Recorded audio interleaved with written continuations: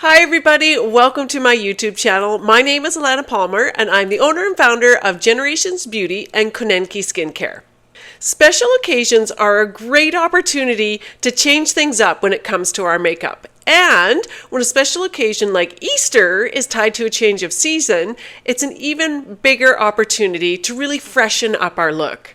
So that's what we're going to be talking about today. I'm going to give you tips and tricks on how to do a special occasion makeup look that's really quite easy. A few steps you can either add on or eliminate depending on your own personal style, and something you can do with the products you already have. So let's go ahead and dive in. Okay, let's go ahead and get started. As you can see, I have a bare face right now. I have done my skincare and a little bit of lip mask. So I'm going to go ahead and start what I would normally do when I apply my makeup. But because we're doing special occasion makeup, and today Easter makeup, I'm going to be doing things a little bit differently and adding just a couple of really simple steps.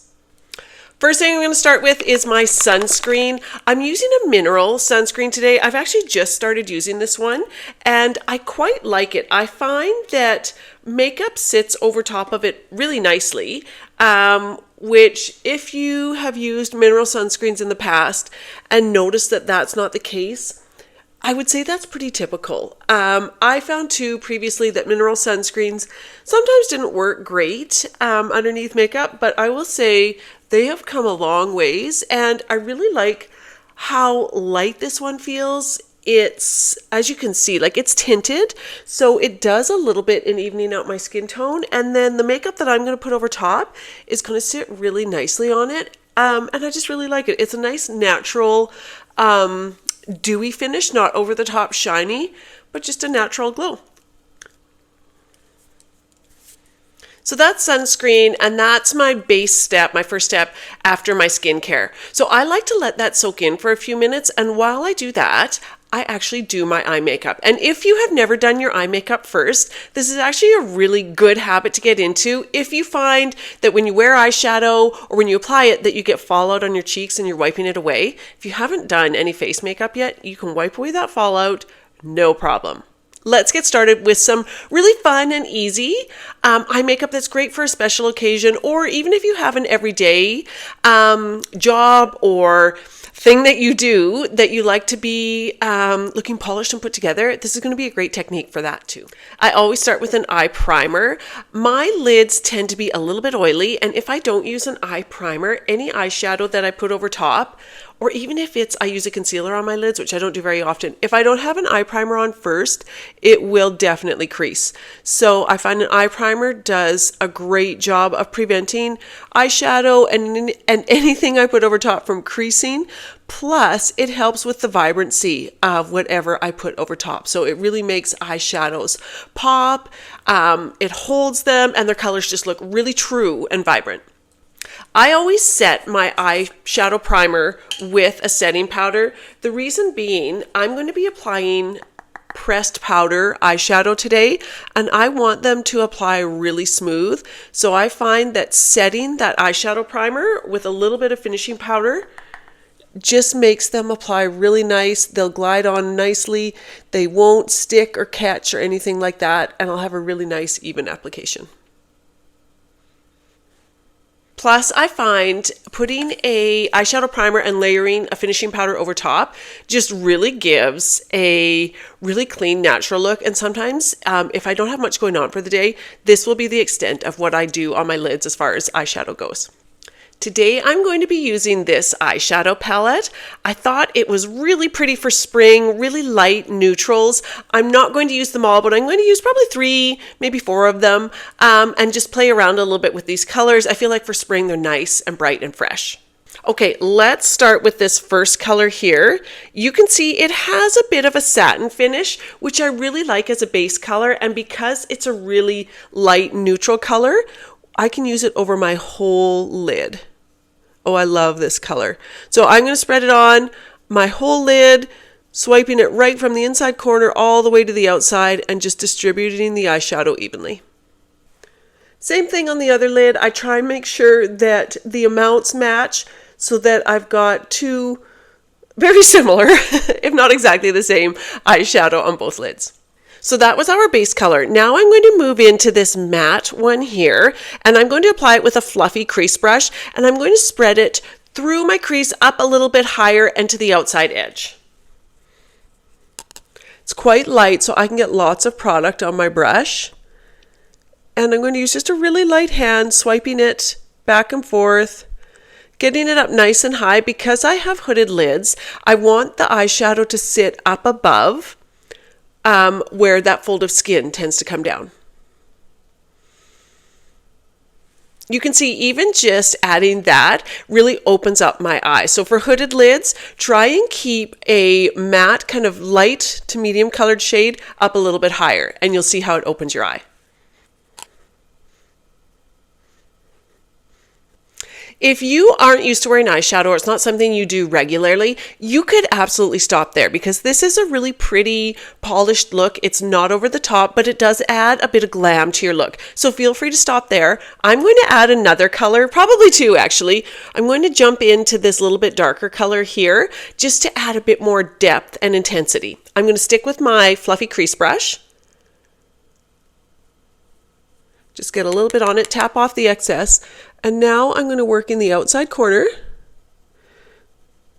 kind of halfway into the lid, and then swiping back and forth. So I will go ahead and open up my eye again, not going as high as I did with the last color, but just a little bit higher than the crease so that you can see it when my eye is open.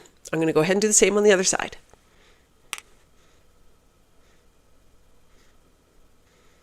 You can see I'm not going all the way to the inside corner. I like to end about 2/3 of the way across. So not right in the middle, but 2/3 of the way across. And it does leave the darker shadow to the outside, inside a little bit lighter, which helps your eyes look a little bit further apart and nice and wide. I absolutely love these two shimmery colors. I'll hold them up so you can see them a little bit better.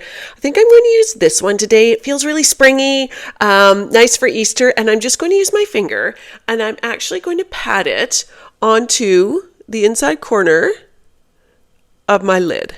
So it will be very subtle. It's not going to add a ton of sparkle. As you can see, the shadow really isn't sparkly. It's really just more of a shimmery finish. So this will add a really subtle shimmer to the inside corner, which just adds a little bit of pop and pizzazz. Same thing on the other side. I'm going to go ahead and tightline now. If you wear eyeliner, this is the time to do it. I'm just going to tightline today. And after I do my foundation, we're actually going to come back to the eyes, because I want to show you a trick we're going to do under our eyes that will just add a really subtle bit of glam to our look. But right now, tightlining.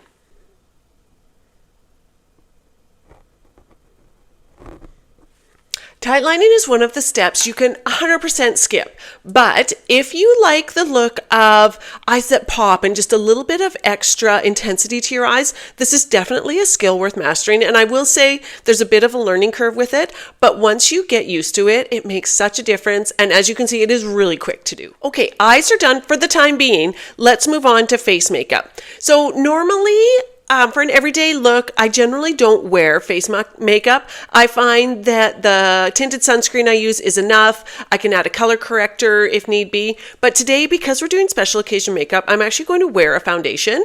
This is something that if you don't normally wear a foundation or even concealer or tinted sunscreen or tinted moisturizer or a color corrector, you may just want to go with the concealer steps that I'm going to do. But because it's special occasion, if you want to amp it up a bit, adding a foundation is a really nice way to even out your skin tone and really just add a touch of polish to your look. First step for me is a little bit of color corrector. I'm going to go ahead and use a little bit of green on this blemish I have right here.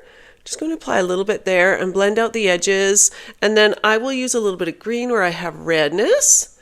As you can see, not a lot, and I'm just using my finger to blend it in, and the camera as my mirror, which I wouldn't recommend. I mean, most of you are not going to be having a camera in front of you while you're doing your makeup, but if you are, fabulous. Okay, and I will probably skip the color corrector under my eyes today because I feel like the foundation and then concealer, if I need it, will be enough product there. I love these color correctors and the creaminess of them. They're great for even mature skin. So if you don't have a color correcting palette and you have color imperfections that you want to address, I would highly recommend. Okay, like I said, I'm going to be wearing a foundation today. Now, I like to apply concealer or foundation before concealer if I do wear both, because this way, if you do apply concealer after, you will end up applying less because your foundation is going to do some work to cover up whether it's under eye circles, blemishes, whatever it is you're using your concealer for. I'm going with a cream foundation. Now, this is generally a high coverage foundation, but because it's a cream, it gives you the ability to blend it out. So I am going to go for a light to medium coverage. So I'm going to apply it with a brush and a very light hand. So I just tap the brush on there, and then I will go ahead and stipple it on my skin and then blend it in. And I will apply it all over my complexion, but concentrating in the center of my face. I'm going to do one side here so that we can see the difference.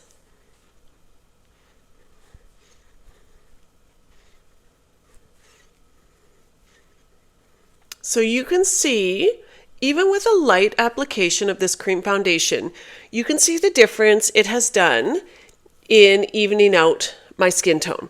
So like I said, I do prefer a light to medium coverage, but this cream foundation here has the capability to go to full coverage. But I'm happy with that. And with it being a cream, this is great for mature skin because, as you can see, it hasn't caked into my lines, wrinkles, anything like that. And I will go ahead and set it after, but let's do the other side first. And I do love this cream foundation. I love the finish. So I love a very dewy, natural look. You could mattify it with a setting powder, and I will probably do that under my eyes, but I do love the finish on this. Okay, let's go ahead and do the other side.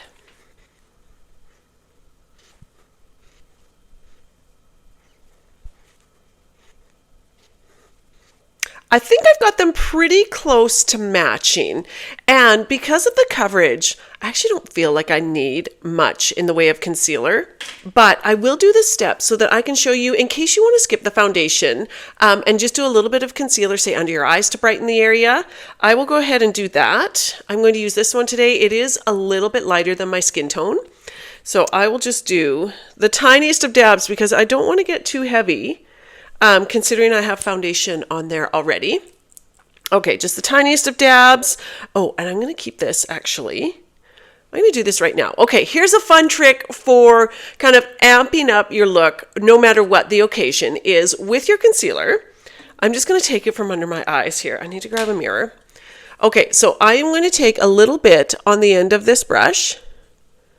Okay, and I'm going to put it in the arch very lightly of my brows. So what this will do, and wipe off the excess now because I want to blend that around. This will give me a bit of a brow lift.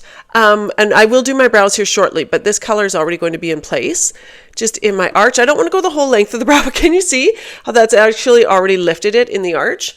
So I'm just going to blend it out a little bit and have my natural brow arch done with just a little bit of light concealer. I don't want to bring it down too far because I don't want it getting into the eyeshadow I've already applied. And then you'll see when I add my brow gel how the contrast then looks really nice and gives an instant brow look. Back to the task at hand, concealer under the eyes. I'm going to go ahead and use my fluffy blending brush for the concealer, and I'm just going to lightly, again, stipple, pat it in here. I'll do a little bit down the bridge of my nose and up here kind of as a highlighter. Again, I don't want it to be heavy because I do have a foundation on now, and then I'll bring it out here and just pull that up a little bit. Same thing on the other side.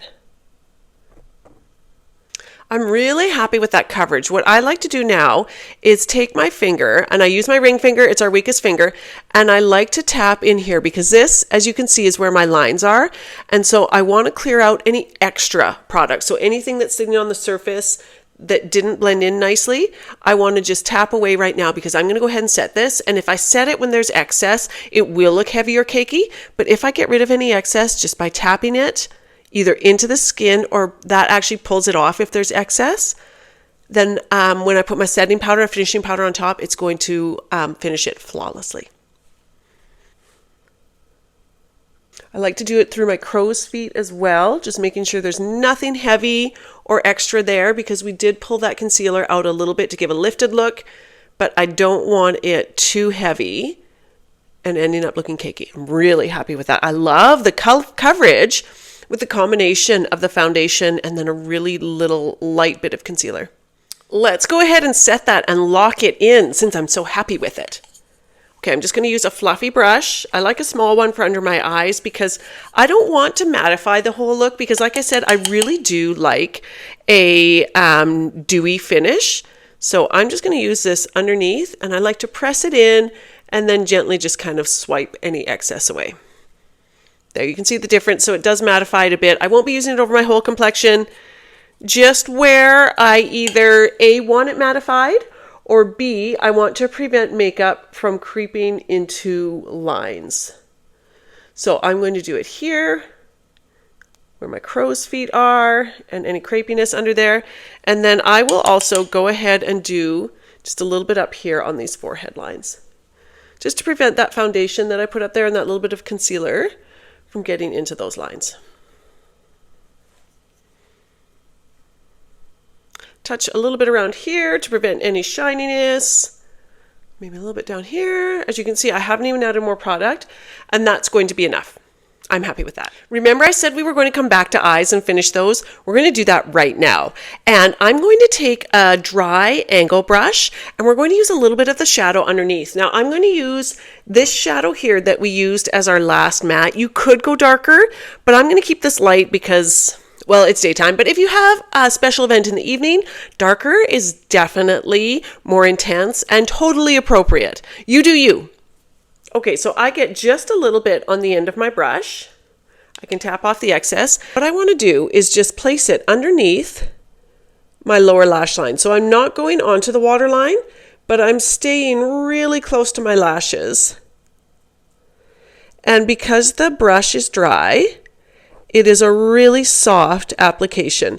I want to keep it nice and light and thin to the inside, and then we can do it a little bit darker and heavier, and then widen that line a little bit to the outside. So you can see it's a very subtle difference, but it does make a difference and just adds a little bit of extra polish. With the exception of mascara, I would say my eyes are done, other than my brows. So I'm gonna go ahead and fill in my brows. I love to use a brow gel. What I love about these is they add color. They add fullness when you choose one that has fibers, and sometimes they even add hold depending on which brand or what one you're using. So I am using one in the shade Blonde because, as you can see, my natural brows are very, very fair. So I don't like to go over the top, but choose one that's close to your natural brow shade, and then just fill in. As you can see, they come on a really cute little wand, easy to use. Looks very natural. Now, if you do prefer to use a pencil or a powder, by all means go ahead. And I do feel like if your brows are very sparse, there are benefits to using those. And in fact, you could use both. Now, I want to make sure I don't get any on that concealer I did there for my brow lift. What a difference. I don't know. If you don't fill in your brows, I would love to know why. Okay, a little bit extra to the outside here, starting in the arch and then just bringing it down. Now, I don't like to pull my brow hairs down on the ends. I actually like to kind of whisk them out. We'll get rid of a little clump there. Okay, I am happy with that. I'm going to go ahead and do the other side. Trying to keep them as even as possible. I'm going to let them set, and if I need to comb through it with a brow comb, I will go ahead and do that to try and even them out if I find there's a big difference. We're going to move on to bronzer and blush now. We went to all that work to even out our complexion. Now we're going to add color back in, but we add it strategically to add dimension and warmth to our complexion. I'm going to go ahead and start with the bronzer. Again, I love a cream product, especially for mature skin, because they tend to leave that really natural dewy finish, and when applied properly, they don't settle into lines. So I love that natural finish. I like to apply it with a brush because then it doesn't pull on my skin when I apply it. You can apply it directly from the product onto your skin, but I just like the way this technique doesn't pull on my skin. As you can see, I'm using a kind of a combination between a patting, like say stippling motion, and a swiping. So do what works best for you. You just want to make sure that it is blended out nicely. I like to do a little bit here to get that a shadow on those jowls that are forming. And then because I have a fairly long face and a chin that protrudes a little bit, I do put a little bit under here just to kind of cast a shadow. Same thing with blush. I love a cream product. There's lots available. Choose one that the color calls to you. So for me, I love like a kind of a corally color, but the sky is the limit. You choose one that works for you, your skin tone, your hair color, and what you like best. And then of course we want to just blend it out. So I like to start here. You can see it's under my iris, and then I pull it kind of out and up. And I will also take a brush and then just blend that out a little bit more. Again, we want to blend and soften any lines, any heavy areas, because we're going for a natural look, even though this is special occasion makeup and we're not trying to hide the fact that we're wearing makeup. We also want it to be blended and look nice. So no stark lines or unblended heavy areas. I'm happy with that. I'm going to go ahead now and do my mascara. I love a tubing mascara, as you know, if you watch any of my videos. And then I'm going to follow up with lips. And then one last tip that, or application technique that I think is amazing for special occasion makeup, because it really does add just another pop of glam or a little bit of pizzazz to your look. So I'm going to go ahead and apply my mascara. Lashes are a really fun one to play around with for special occasions. You could absolutely do magnetic lashes, glue-on false lashes. You can apply 2 or 3 coats of mascara. In fact, I might do one more light one. But lashes give you the flexibility to do what you want. Either build them or keep them looking light and natural. The choice is yours. Let's move on to lips. I love a long wearing lip product, but I find that stains in particular, sometimes even long wear liquid lipsticks tend to be a little bit drying. So for me, I like to use a lip liner. And then I'm going to put a new, it has a gloss look to it, but it's not. It's actually like a lip balm or lip tint over top, and that will make it long wearing. Now, if you've watched any of my other lip application videos, you know that when I use a liner, I like to line to the outside edge.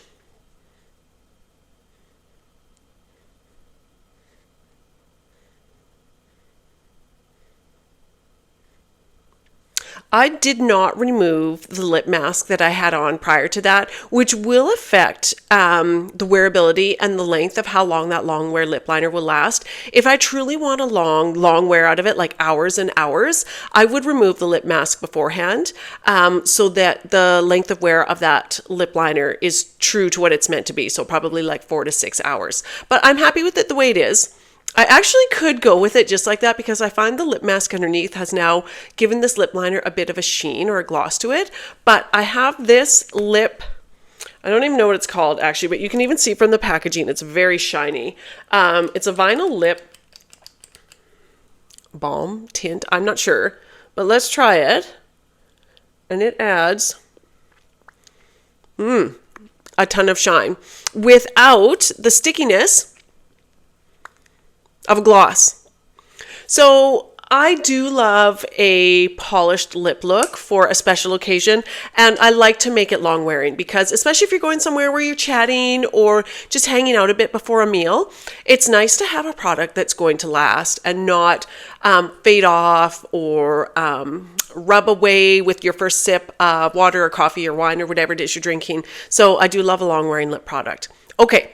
Let's get to my last tip, item of pizzazz that I feel like is, I mean, all year round, this is nice, but especially in the spring because it adds just a little bit of extra sheen to your skin without looking shimmery or glittery. So highlighters are beautiful, but on mature skin, they can tend to look a little bit metallic, a little bit heavy, and a little bit unnatural. So if you want to add that natural glow, that radiance that highlighters are meant to impart, but you don't love the look of that reflection or the heaviness, this is a balm, and as you can see, it is just a balm, And I just apply a little bit with my finger. Now, even though I am actually really happy with the radiance from that foundation, but I will just tap a little bit on. Let's see if I can give you the reflection. And it gives a nice sheen without any color because it's a clear balm. And it just gives your skin that radiant glow. People will ask you, I'm going to put some a little bit here, a little bit here. They're going to say, wow, you're glowing. What have you done? And maybe you've been on vacation, maybe you haven't, but you'll just be like, oh, I've been looking after my skin. It's really healthy right now. There, I think you can see it. It does give a little bit of a sheen, nothing over the top, but I do love it as just adding that little extra pizzazz to your look. Okay, there we have it. Finished look. As you can see, it takes a little bit longer than everyday basic makeup, but there are steps you can eliminate if that's not your jam, or you can do the whole thing and it's still not like sitting in front of the mirror for an hour. Pretty simple, things you can do at home, lots of tips for mature skin, so I hope you enjoyed it. If you do have questions, please send them my way. I am happy to answer them. And if you like the tips in this video, please don't forget to hit like and subscribe, and do join us in our community group. It's the Beauty and Wellness Hub in Perimenopause and Beyond. It's in Facebook. I will put the link below, and you are welcome to join. We share tips. It's a great community. There's all sorts of sharing and engagement, and it's just a lot of fun. A really supportive group of women. Also, feel free to subscribe to our bi-weekly newsletter. It is also jam full of tips and inspirational messages just to help us all have the best days. So thank you again for watching, everyone. Have an amazing weekend, and happy Easter to those of you celebrating. Thanks, everyone. Bye for now.